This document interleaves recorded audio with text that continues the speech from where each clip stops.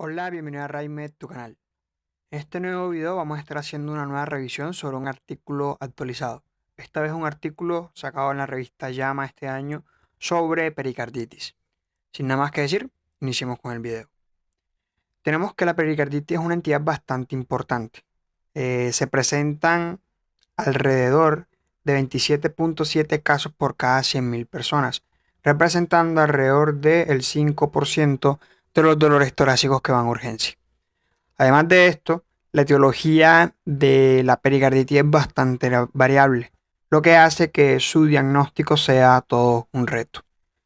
En términos de tiempo, cuando hablamos de pericarditis, regularmente es esa inflamación que se desarrolla por X o Y razón en el pericardio que tiene un lapso menor a un mes. En la gran mayoría de los casos es mucho menos. Los pacientes pueden durar algunos días o inclusive unas pocas semanas hasta que se les realiza el diagnóstico. Sin embargo, en la guía hacen énfasis en dos definiciones bastante puntuales, como sería la pericarditis recurrente, por un lado, y por otro lado la pericarditis incesante. La pericarditis recurrente es cuando un paciente tuvo pericarditis y de 4 a 6 semanas posteriores a este primer episodio vuelve y me desarrolla una pericarditis, ¿vale? Mientras que la pericarditis incesante es cuando el paciente tiene una pericarditis y esta tiene una duración de 4 a 6 semanas, es decir, prácticamente termina superando ese mes que bien conocemos. Ahora, cuando hablamos de la etiología de la pericarditis, como les estaba comentando, es bastante variable. Se tiene por consenso en términos general que las infecciones virales quizás es lo más común en el contexto del desarrollo de la pericarditis. Pero ¿qué pasa? De que nosotros regularmente no hacemos seguimiento o diagnóstico de estos agentes virales en el contexto de la pericarditis. Por lo cual, en un paciente que no tiene un factor de riesgo claro o que no tiene una etiología clara, consideramos como la etiología de la pericarditis que sea idiopática, haciendo énfasis sobre todo a la sospecha de que muy probablemente sea etiología viral. Pero no es la única etiología. Pacientes con poslesión cardíaca, sobre todo en el síndrome coronario agudo, pacientes con cirugía cardíaca reciente, pacientes con infecciones bacterianas en donde se le hace sobre todo mucho énfasis a la tuberculosis, en donde en zonas endémicas es una causa importante de pericarditis. Y por último y no menos importante, el contexto de los pacientes inmunocomprometidos, en donde pacientes con enfermedad renal crónica, malignidad o entidades autoinmunes tienen una mayor predisposición al desarrollo de pericarditis. En el contexto de la malignidad, sobre todo hay correlación con el cáncer de pulmón, de mama y cánceres hematológicos. Por su parte, en el contexto autoinmune, sobre todo se correlaciona con el lupus eritematoso sistémico, pero también puede estar asociado a la R o inclusive a la esclerodermia. Hablemos sobre la fisiopatología de lo que sería la pericarditis. Vamos a centrarnos en primera instancia en lo que es normal, ¿vale? Entonces realizamos un corte aquí, que es justamente lo que nos identifican en la imagen de al lado, en donde podemos ver el pericardio en su extensión. Podemos ver el pericardio parietal constituido por dos capas. Su capa fibrosa, que es esta amarilla que tenemos acá. Un momento, vamos a reducirle, ok. Y su capa visceral, que es esta pequeña que da por acá, ¿vale? Y por otra parte tenemos el pericardio parietal, visceral, que es el que está directamente adosado a lo que sería el corazón. Entonces, aquí tenemos estas capas que les estaba comentando con anterioridad. El pericardio parietal constituido por su capa fibrosa, que es toda esta zona amarilla, su capa interna, que es esta de acá, su capa serosa, y este pericardio de acá, que es el pericardio visceral, el que está en contacto directo con lo que sería el corazón. Como podemos ver, hay un espacio entre estas capas, ¿cierto? Es un espacio virtual que la literatura refiere que regularmente tiene un tamaño menor a 1 milímetro, pero que además de esto, regularmente ahí hay líquido, alrededor de menos de 50 cc. Si se supera ese límite, sobre todo en el contexto de la pericarditis, empezamos a hablar de lo que sería un derrame pericárdico, que Entre mayor sea, pues claramente puede tener un compromiso hemodinámicamente mucho más significativo en el paciente. Entonces ya vimos lo normal. ¿Qué es lo anormal? Cuando hay una agresión, cuando hay una lesión a nivel de este pericardio, este va a inflamarse. ¿Y qué cambios vamos a tener? En primera instancia, se va a aumentar el exudado, como vemos acá, se va a aumentar el exudado hacia lo que sería ese espacio pericárdico, por lo cual me va a perpetuar a un mayor contexto inflamatorio ahí y a su vez de que se desarrolle un derrame pericárdico. Pero además de esto, por la lesión severa van a llegar células del sistema inmune, se va a generar un tejido de granulación y básicamente me va a generar una inflamación que, si tengo un paciente que tiene una pericarditis bastante marcada o que ésta se prolonga, o es un paciente que tiene pericarditis sucesiva o recurrente, esto va a engrosar significativamente el pericardio y puede traer eventos contraproducentes en los pacientes. Pasemos ahora a hablar del diagnóstico de la pericarditis. Para ello, este artículo es bastante claro. Tenemos el diagnóstico de la pericarditis cuando tenemos dos de los siguientes 4 criterios. ¿Cuáles son los 4 criterios? Ya los vamos a ver. En primera instancia tenemos 2 criterios clínicos. El primer criterio es cuando tenemos ese dolor torácico típico en los pacientes, que es un dolor torácico que no es opresivo como el del síndrome coronario, que se ubica a nivel pleurítico y que es un dolor que sobre todo empeora cuando el paciente está en decúbito supino. Es por ello que los pacientes con pericarditis regularmente refieren de que el dolor mejora cuando se sientan e inclinan el tórax hacia adelante. Esta manifestación puede presentarse alrededor del 90% de los pacientes y a su vez puede acompañarse de fiebre, de tos, de disnea o inclusive de fatiga. Al examen físico tenemos la segunda manifestación, ¿vale? Y es que a la auscultación identifiquemos lo que es el roce o frote pericárdico, el cual se va a identificar en menos del 30% de los pacientes. Siguiendo con el diagnóstico tenemos un tercer criterio, que son los hallazgos electrocardiográficos, en donde el hallazgo más significativo es la elevación generalizada del ST asociada a una depresión del segmento PR, que puede aparecer entre un 25 al 50% de los pacientes. Aquí nos muestra en el electro cómo hay lo que sería la elevación del ST aquí y la depresión del respectivo PR, siempre teniendo en cuenta los distintos diagnósticos diferenciales que debemos manejar por esta manifestación electrocardiográfica, como sería el síndrome coronario agudo o inclusive síndromes que me llevan a una repolarización precoz, ¿vale? Algo importante también a tener en cuenta es que estos cambios electrocardiográficos no son los únicos. La pericarditis puede llevar a un compromiso cardíaco mucho más severo y hasta en el 4% de los pacientes puede llegar a manifestarse como una FA o un flúter auricular, ¿vale?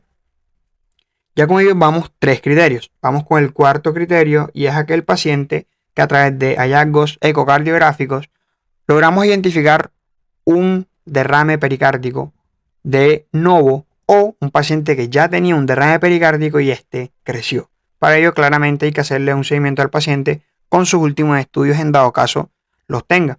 Esto sobre todo sucede en pacientes que tienen pericarditis recurrente, ¿vale? Ahora, este dato es de gran relevancia.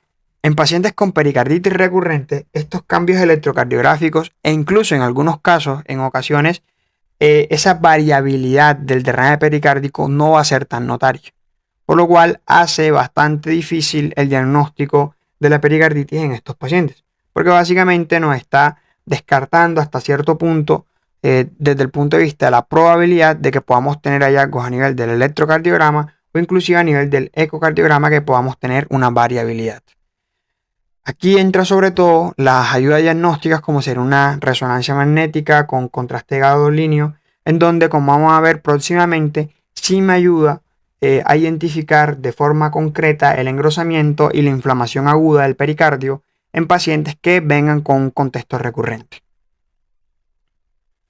Seguimos abordando al paciente, como les venía comentando, puede tener otras manifestaciones. El paciente puede tener fiebre, fatiga, tos, disnea. A nivel de los laboratorios, sobre todo hacen énfasis en la elevación de los restantes de fase aguda, la PCR y la BCG. La importancia de la resonancia magnética, como les estaba comentando, ahora que veamos el apartado de imágenes, vamos a hacer más énfasis, pero sobre todo nos ayuda en pacientes con pericarditis recurrente. Otras consideraciones a tener en cuenta. Lo siguiente, pacientes que tengan un dolor torácico, regularmente nosotros tomamos niveles de troponina, ¿cierto? Y las troponinas pueden salir elevadas. Y esto puede ser dos cosas. Uno, pensar en diagnósticos diferenciales, como sería un síndrome coronario agudo. Pero si mi paciente no tiene factores de riesgo, tiene una clínica típica, una pericarditis y demás, pueda que esa elevación de las troponinas no vaya en correlación a un síndrome coronario agudo, sino a algo que se conoce como miopericarditis, que puede llegar a aparecer hasta en el 30% de los pacientes con pericarditis. Y es que básicamente por la contigüidad con la inflamación del pericardio también me genera una inflamación del músculo cardíaco, por lo cual las troponinas pueden salir elevadas. Pero como les digo, esta interpretación sobre todo debe ir acorde al contexto clínico en el que estoy. Si estoy con un paciente que no tiene factores de riesgo, no es hipertenso, no es diabético, no es fumador, es joven, pues no va a ser lo primero que piense yo un infarto o el miocardio, sino una pericarditis si estoy frente al escenario correcto. Además de esto, nos siguen haciendo énfasis en la búsqueda de enfermedades autoinmunes y antecedentes de pericarditis, ya que me aumenta la probabilidad de que nuevamente el paciente tenga una pericarditis. Y la búsqueda activa de la tuberculosis en zonas endémicas, como les venía comentando, es una causa bastante importante. Cuando hablamos de imagenología en la pericarditis, tenemos tres modalidades básicamente. El ecocardiograma, que es quizás el más disponible y el que regularmente utilizamos, es de gran importancia porque me va a ayudar a identificar el derrame pericárdico y la caracterización del mismo, dónde está localizado, qué tan grande es, qué tan grande viene creciendo y qué tanto riesgo de impacto hemodinámico puede llegar a tener en el paciente. Ya que recordemos que una de las complicaciones que puede tener el paciente con pericarditis sería el taponamiento cardíaco o inclusive la pericarditis constrictiva. Además de esto, el ecocardiograma podría ayudarme a evaluar lo que sería el engrosamiento del pericardio. Pero como les digo, no es la medida más fidedigna y sobre todo en pacientes que tienen pericarditis a repetición, es decir, recurrente, pueda que esta no sea la mejor prueba diagnóstica. En donde la resonancia con gadolinio, como les venía comentando, sí me va a ayudar a identificar lo que sería esa inflamación. Y por ejemplo, si mi paciente ya tuvo pericarditis y yo quiero identificar si está nuevamente en un contexto agudo, por la captación y la neovascularización que nos ayuda a identificar el contraste con gadolinio, va a ser más fácil el diagnóstico agudo y decir si mi paciente está teniendo un nuevo episodio de pericarditis versus no, esta inflamación es antigua. Y por último, y no menos importante, tenemos la tomografía, la cual pues también nos puede ayudar a evaluar el engrosamiento pericárdico, no tan bueno como la resonancia, pero sobre todo lo utilizamos para el planeamiento quirúrgico, en pacientes con pericarditis recurrente o en pacientes que tienen complicaciones, tipo un taponamiento cardíaco, una pericarditis constrictiva o algo que esté comprometiéndolo desde el punto de vista hemodinámico, que haga que sea necesaria la pericardiocentesis o una ventana pericárdica o cualquiera de estas intervenciones que son bastante relevantes, sobre todo en pacientes con contexto hemodinámicamente sobre todo tocado. Frente al tratamiento. Cuando yo tengo el diagnóstico de la pericarditis aguda, el tratamiento inicial deben ser AINES a altas dosis y colchicina, ¿vale? Los AINES que sobre todo nos hacen énfasis, que han demostrado una mayor efectividad, son la aspirina y el ibuprofeno. La aspirina a dosis de 500 o 1000 miligramos 3 veces al día y el ibuprofeno de 600 a 800 miligramos 3 veces al día. ¿Por cuánto tiempo lo voy a dar? Hasta que el dolor torácico resuelva o en su defecto hasta que la PCR se normalice. En la gran mayoría de los casos esto sucede de 1 a 2 semanas posterior al haber iniciado el cuadro clínico. Aunque la colchicina, los AINES podría considerarlos y extenderlos en pacientes que persisten con el dolor torácico o que la PCR persiste elevada, ya que esto es un marcador de que el paciente, si no se maneja de forma oportuna, me puede nuevamente realizar una pericarditis, ¿vale? Hay que ir disminuyendo la dosis cada 1 o 2 semanas, como nos lo marcan aquí en el artículo, por las distintas complicaciones, sobre todo desde el punto de vista gastrointestinal, que pueden llegar a tener los pacientes con el uso prolongado de lo que serán los AINES. Por su parte, la colchicina sí está estandarizado, por lo menos darlo durante 3 meses en este primer episodio en los pacientes. ¿Cómo será la dosis? Si mi paciente pesa menos de 70 kilos, voy a dar 0,5 a 0,6 miligramos día. Y si mi paciente pesa más de 70 kilos, voy a dar de 0,5 a 0,6, pero 2 veces al día, ¿vale? Esto en la pericarditis aguda en el primer episodio. Ahora, si mi paciente tuvo pericarditis y tiene una recurrencia, vuelve y me hace otro episodio, yo continúo con los AINES a dosis altas y voy a continuar con la colchicina, pero en este punto lo voy a extender, ya no por 3 meses, sino por 6 meses el manejo, ¿vale?